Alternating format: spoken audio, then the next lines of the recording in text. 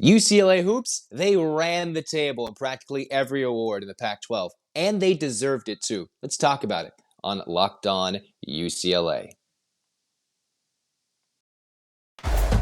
You are Locked On UCLA, your daily podcast on the UCLA Bruins. Part of the Locked On Podcast Network, your team every day.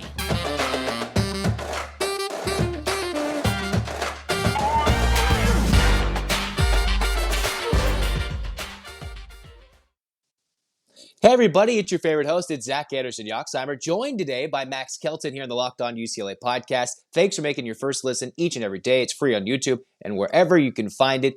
Thanks for making it, and just know that this episode's brought to you by FanDuel Sportsbook, the official sportsbook of Locked On. Make every moment more by visiting FanDuel.com/LockedOn today to get started. Max, glad to have you. Max is a D1 play-by-play broadcaster, and he does some games at UCLA, so he's pretty well in tuned with the Bruins. Max, glad to have you.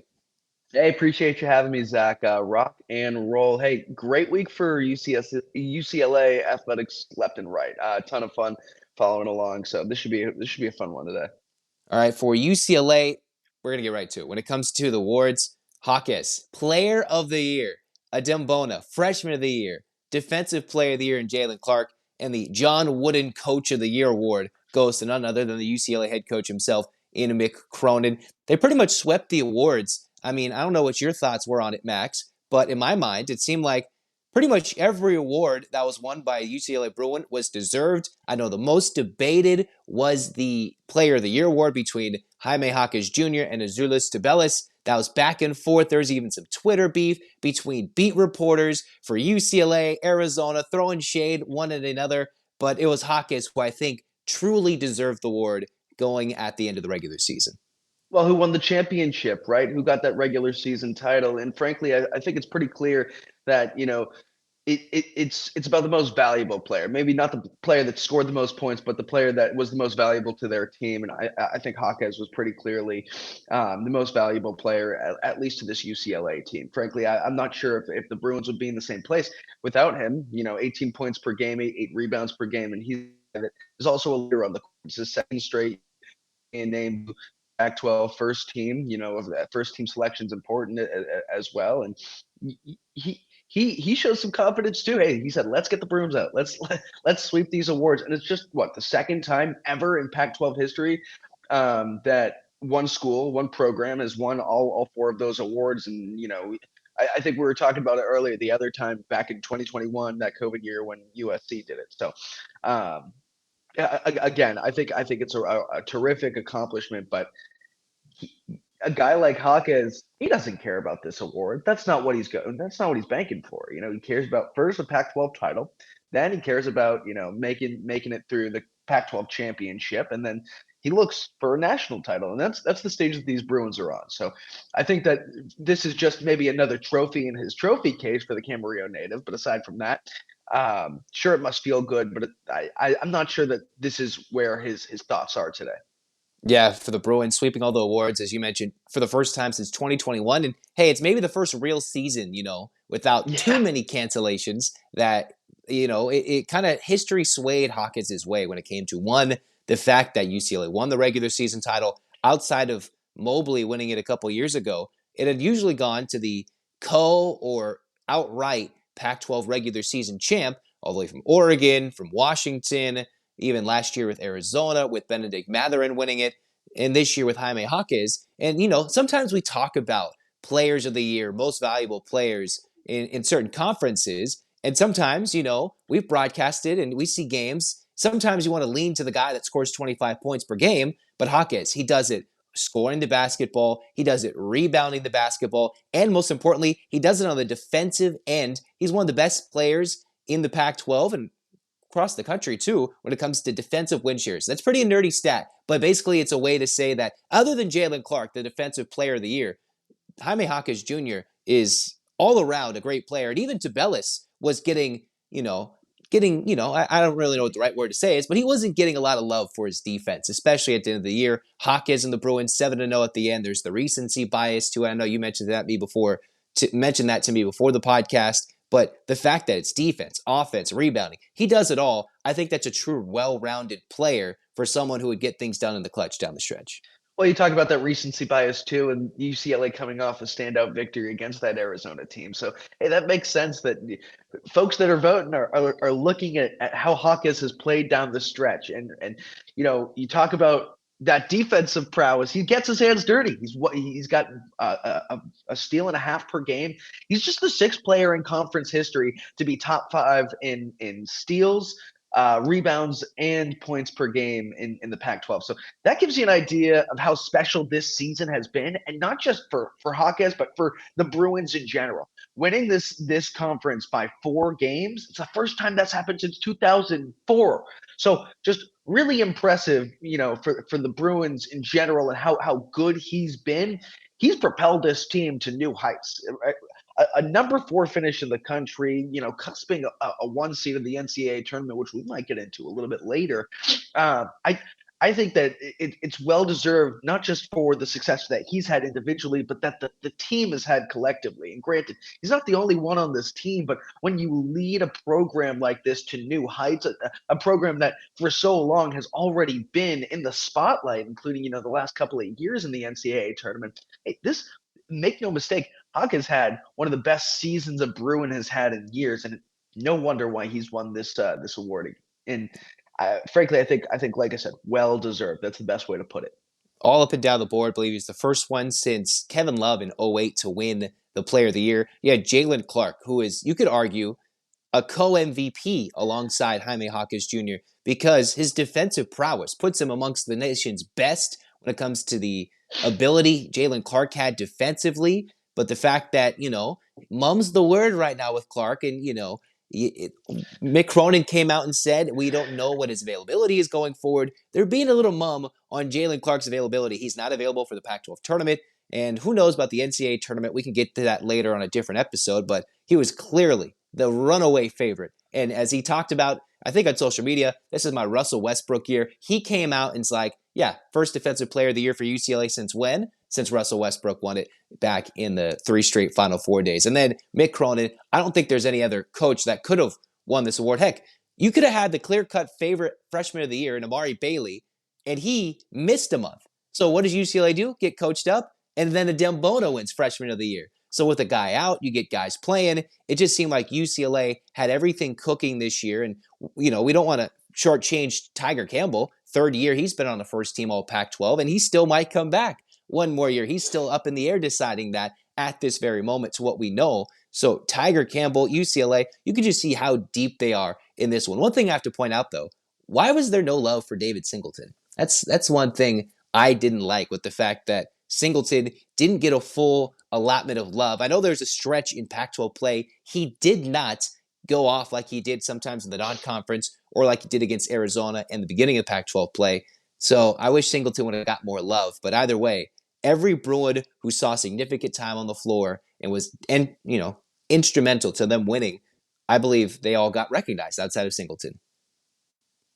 It's picking berries at that point. You sweep the awards generally. It's nobody gets left out. But with this team, there's so many good pieces that you want everybody to get that recognition. And frankly, sometimes there's 1 or 2 names that get left off that list. That said, though, no sauce off the table, if you know what I mean. A great season all around. It's just a question of hey, who's in the spotlight toward the end of the season? Where does that recency bias come into play? In the meantime, before we tell you, Marcus Adams didn't choose UCLA. I thought he was going a different place. We'll talk about that in just a moment in our second segment of Locked On UCLA. But we'll tell you about FanDuel, because FanDuel Sportsbook is now, we're together with Locked On, the number 1 sportsbook in America. They got no sweat first bet if you're a new customer, up to $1,000 back in bonus bets if your first bet doesn't win. So download the FanDuel Sportsbook app. It's safe, secure, and super easy to use. Plus, FanDuel even allows you to combine your bets. Get a little crazy with that same game parlay. Go to FanDuel.com/lockedon to learn more about the no sweat first bet. Again, see that if you're looking on YouTube. FanDuel.com/lockedon. Make every moment more with FanDuel, an official sports betting partner of the NBA, and with us here at Locked On. Cruising back here in second segment of Locked On UCLA, Zach Anderson-Yoxsimer, Max Kelton joining us here today. And, we didn't exactly have an episode put up yesterday. Sorry about that. But we're back here today, full show. And right now we're going to talk about Marcus Adams Jr. I thought, one, he was with all the connections to the Compton Magic and the Compton Magic to Palmer, the UCLA assistant coach, with him going to the UCLA Arizona game, with, I believe, Adams Jr. already going to a game earlier this year, unofficially, with a current Bruin signee, I believe in Devin Williams, who were Compton Magic teammates. I thought maybe UCLA had that all said and done. Marcus Adams could have been a 2024 recruit or a 2023 recruit. That was still up in the air. Instead, right before he went to UCLA and had his official visit during the Arizona game, he went to Kansas, went to Allen Fieldhouse, and despite how rocking Pauley Pavilion was against Arizona, Max, there's nothing that can really change or compete truly with Allen Fieldhouse, and if Kansas kind of forked out some NIL opportunities out there. When Bill Self calls, you answer the phone a lot of the time. I mean, unless it's the FBI. Yeah. Well, he's a good seller. He's a great recruiter, and same with Mick and what Pauly looks like game day. But frankly, I think a lot of the time it's a toss up in the air, especially when it comes to these recruits and what they're looking for. And a lot of it, I think, happens behind closed doors. What we don't see, that aspect of, hey, what's the selling point here?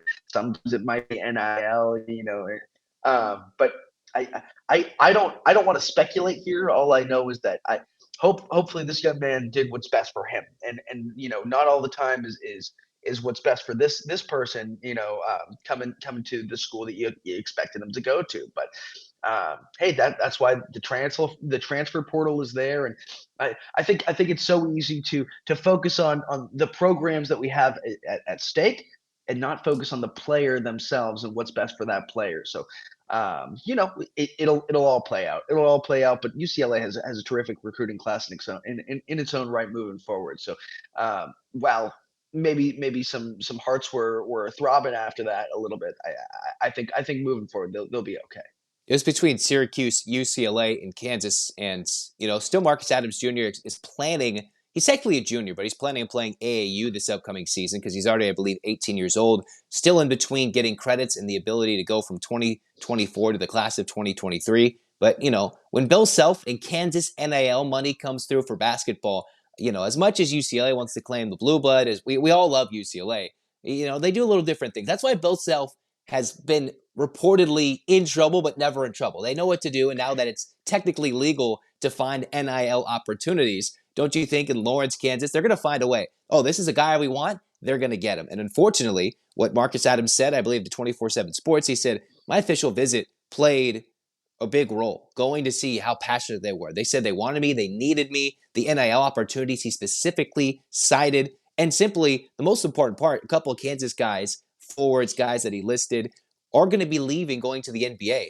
And he says the ability to play right away is a possibility. So I think the opportunity to either play right away in 2023, in this next season from 23 to 24, or in 24 to 25 is what really threw him in over the top. Maybe UCLA, you don't know what's coming up because they've got already 3 recruits in 23. It would have been the first 2024 commit, but there's plenty of misses in this class of 23 for UCLA this year. From Holland, you have Collier, you've got Andre, I forget, Stojakovic, his son. You had a lot of guys that had some connections and they kept going to different places, whether it be across town, whether it be up north to the Bay, going to Palo Alto, whether it be across the country.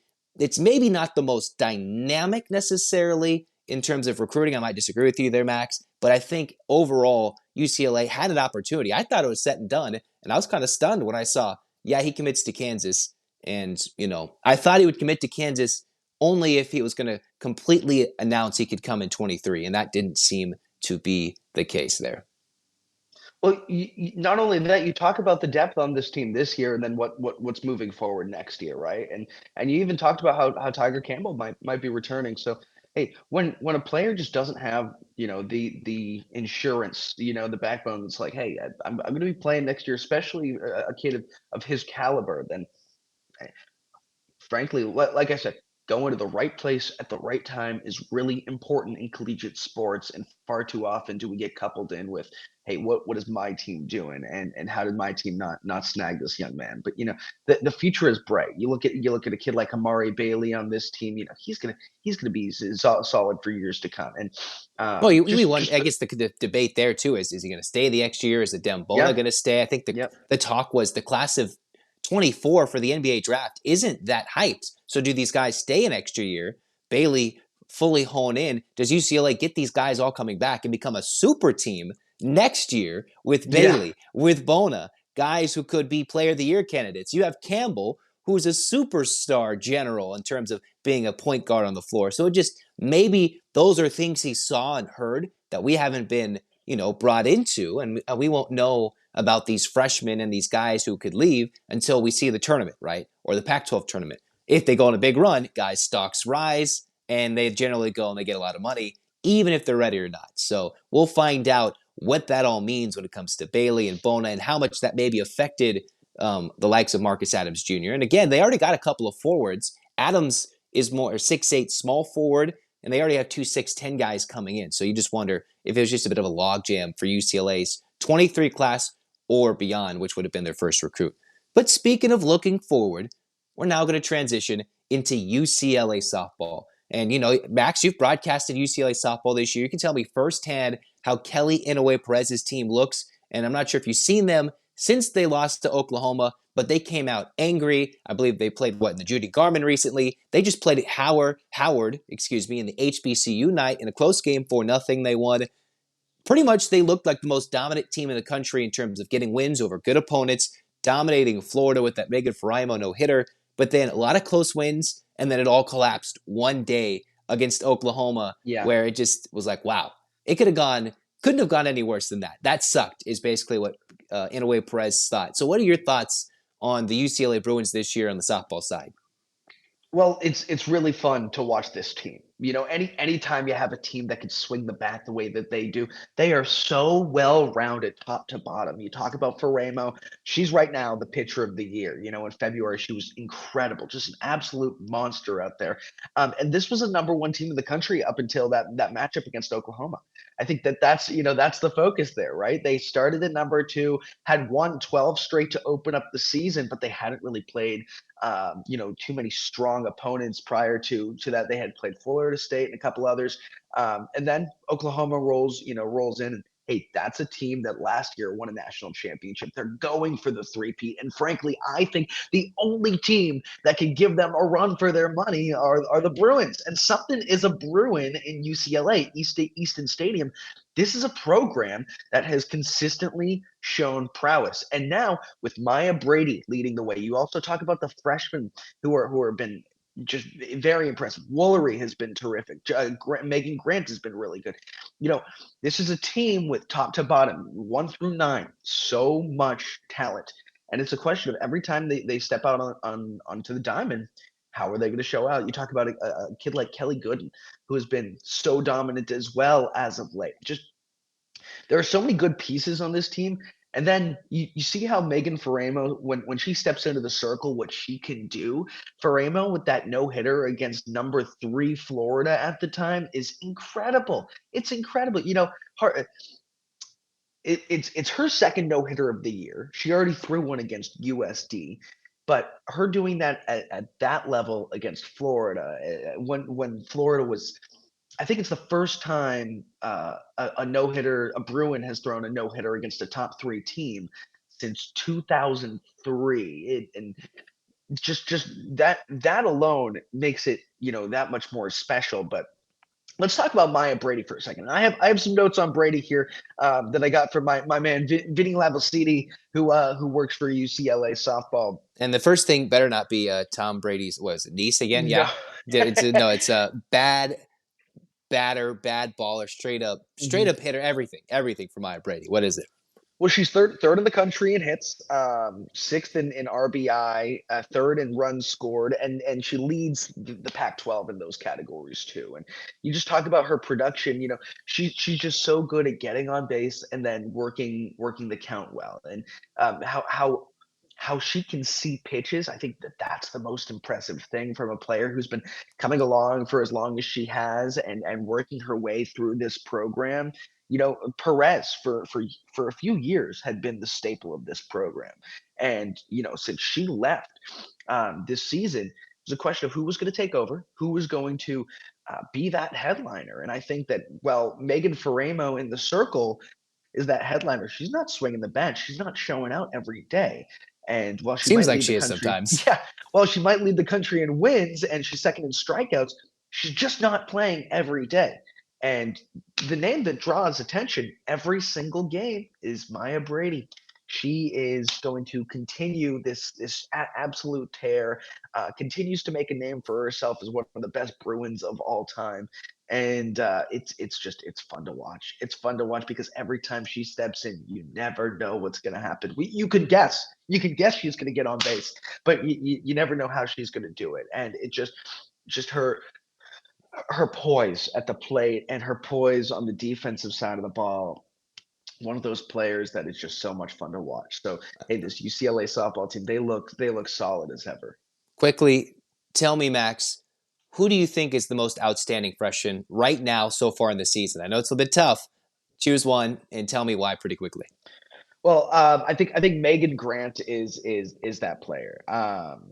Yeah, I'm looking at my notes right here. She's 10th in the country in RBI, leads all freshmen, and just one of those players that like I said, a lot of the time you talk about a player at this level, the freshmen are actually really solid. They come in because nobody has tape on them, so nobody's able to produce a game plan, and Megan Grant has been she's been that kind of player.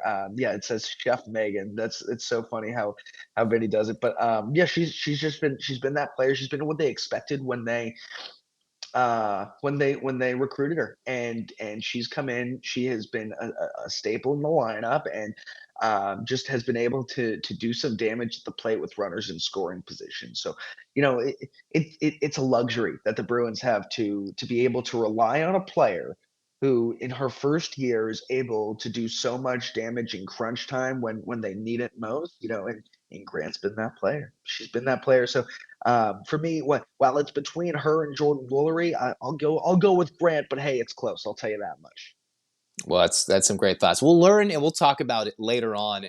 When you come back on the show, because we're going to have Max Kelton back. We're going to have all day Kelt back on this podcast for sure. Because got to talk softball. We'll be talking other sports as well. We'll have more updates here on Locked On UCLA. Because hey, it's March Madness. We're getting crazy. We're getting mad. And we are having some fun. So thanks for tuning in to this episode of Locked On UCLA. For Max, I'm Zach Anderson-Yoxsimer saying, all right, go check out Locked On College Basketball. Make that your second listen. It's a good podcast to get yourself built up and get your bracket ready for for everything when it comes to craziness in terms of basketball, upsets, Cinderellas, everything in between. So UCLA fans, stay tuned for that. And yes, we will divulge into UCLA's their number one seed, Pac-12, Jalen Clark. What is going on? Is this a scheme? We will talk about that coming up in our next episode. In the meantime, as always, UCLA fans, get your hands up. 8 clap time, baby. And 1, 2, 3, 4, 5, 6, 7, 8. UCLA. UCLA fight, fight, fight. This has been Locked On UCLA. Go Bruins.